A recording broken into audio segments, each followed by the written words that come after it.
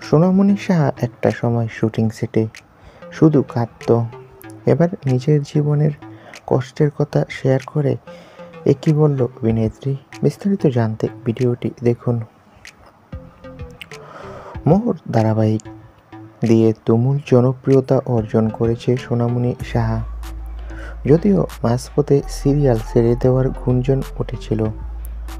প্রথম শ্যুট, প্রথম ব্রেক কেউ কখনো বলতে পারে না, সেগুলো স্মৃতি হয়ে থাকে।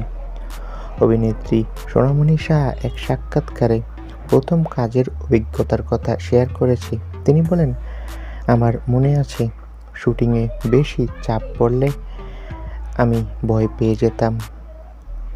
তবে একটা সময় আমার ব্যক্তিগত জীবন আমাকে হতাশ করেছিল, কিন্তু একজনকে আমি এই লড়াইয়ে পাশে পেয়েছি। সূত্রের খবর বলছে, অভিনেত্রী সোনামণি সাহা বিচ্ছেদের পর খুবই ভেঙে পড়েছিল। তবে প্রতীক সেন অভিনেত্রীর পাশে দাঁড়িয়েছিল, অভিনেত্রীকে সাহায্য করেছে। এখন প্রতীক সেন সোনামণি সাহার সবচেয়ে কাছের মানুষ।